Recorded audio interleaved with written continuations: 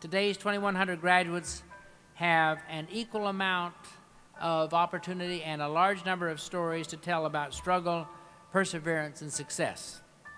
From those experiences, they have gained strength, wisdom, and perspective that will last a lifetime. For some of today's graduates, however, the magnitude of the struggle seems nearly incomprehensible. As Professor Boyle described in his remarks, such as the case of Bol Wang and Jok Dao, their story beyond Shakespearean in dimension reminds us very powerfully that when talking about the American ideals of opportunity and educational access, we do not mumble. I am honored, moved, and humbled that these two remarkable lost boys of Sudan found their way to Ohio State. And then there's two students who are at graduation today who are sitting among you. Jok and Bol Awang were born in the Sudan. When they were 6 years old, they were caught in the war that ravaged that country. They were forced to flee their village, 6 years old, separated from their families, swept up in the great wave of young refugees that are now called the Lost Boys of Sudan.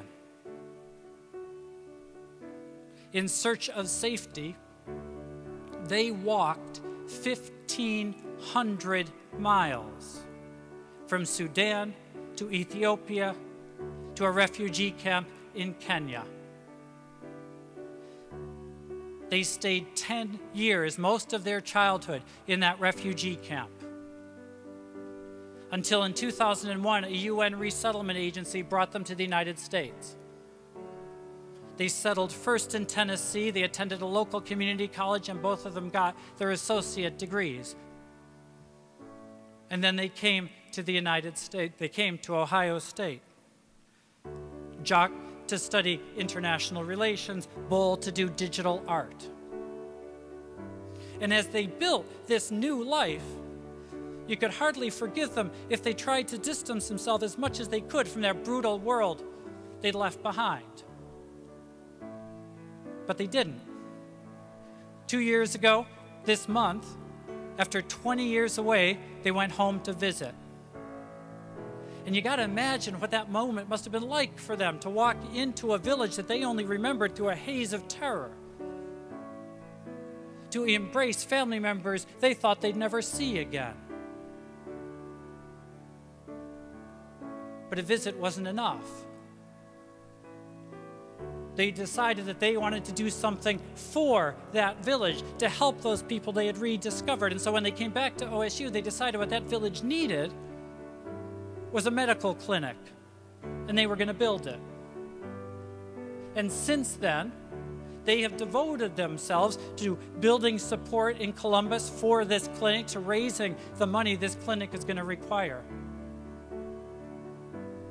I didn't tell them I was going to do this, but I wonder if maybe Jok and Bol would be willing to stand up.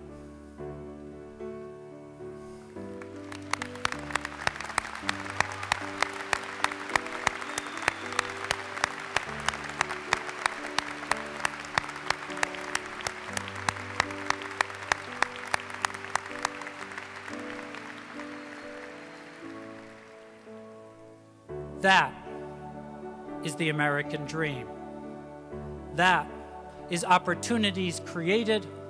That is obligations fulfilled. And now it's your turn.